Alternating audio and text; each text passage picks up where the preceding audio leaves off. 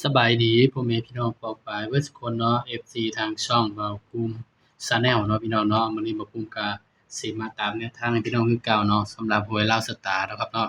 ของงวดวันที่31เนาะเดือน12งวดส่งท้ายปีเก่าเนาะต้อนรับปีใหม่เนาะก็ถือว่าปังเนาะพี่น้องเนาะมาเบิ่งผลมาเนาะนำกันเนาะสำหรับข้างบนเนาะออก754ข้างล่างออก16เป็นไดพี่น้องก็ถือว่าปังเนาะพี่น้องเนาะให้เด่น1เนาะก็เข้าที่16ตรงๆเนาะนี่ก็ปังที่16ตรงๆเลยเนาะพี่น้องเนาะนี่ให้เด่น1ก็มาที่1เนาะพี่น้องเนาะก็ถือว่าปังเนาะพี่น้องเนาะย้ำว่าตัวเลขเป็นเพียงแนวทางเนาะ426เนาะมันออก754แต้มเดียวเนาะพี่น้องเนาะแต้มเดียวว้ายแต้มเดียวเองเนาะพี่น้องเนาะเฮ้ยขออภัยบ่ถูกเด้อพี่น้องบ่ได้แต้มเดียวเลยบ่าเว้าผิดเนาะเพราะฉะนั้นก็ตามกันต่อเนาะงวดวันที่1บัดนี้พี่น้อง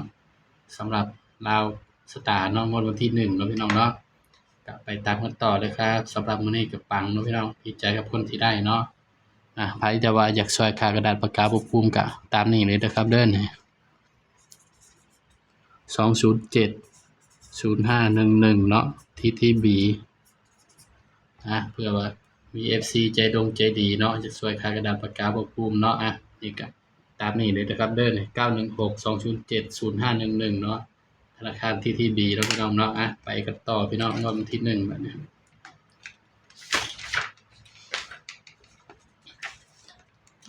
งวดวันที่1มกราคม68 69เนาะพี่น้องเนาะบัดนี้งวดแรกของเดือนเนาะเปิดหัวงวดแรกเลยพี่น้อง10169เด้อพี่น้องเด้อเบาลืมอีกแล้วนะ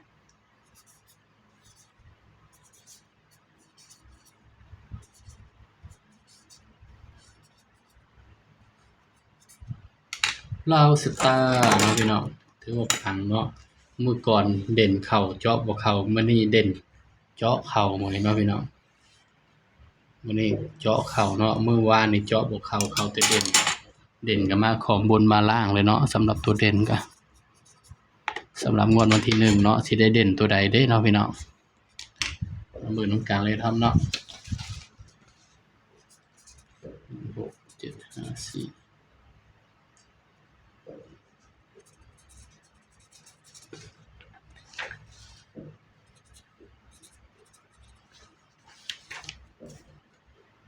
4สำหรับตัวเด่นเนาะครับเนาะ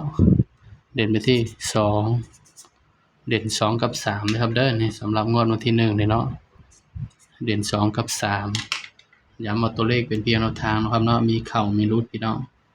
มักก็ตามบ่มักก็เลื่อนผ่านเนาะครับเนาะให้เพื่อเป็นแนวทางเท่านั้นเลยครับเด้อนี่จับคู่นำกันเลยบัดนี้21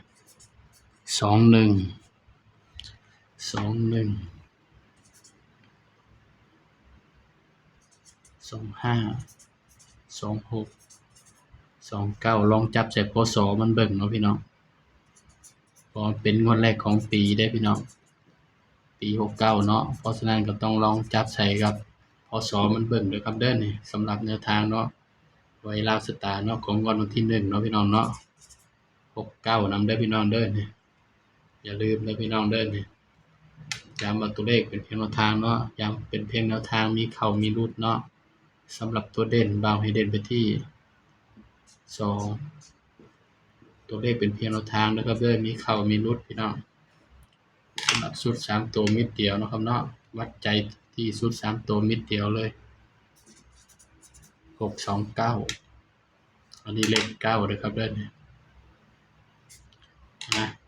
นี่ก็ให้เพื่อเป็นแนวทางเนาะพี่น้องเนาะย้ำว่าเป็นเพียงแนวทางมักก็ตามบ่มักก็เลื่อนผ่านเนาะสำหรับคลิปนี้เนาะก็ฝากพ่อแม่พี่น้องป้องปรายทุกคนเนาะช่วยกดไลค์กดแชร์กดติดตามช่องเบาภูมิชาแนลนี้เด้อพี่น้องเด้อสำหรับคลิปนี้ก็สวัสดีครับ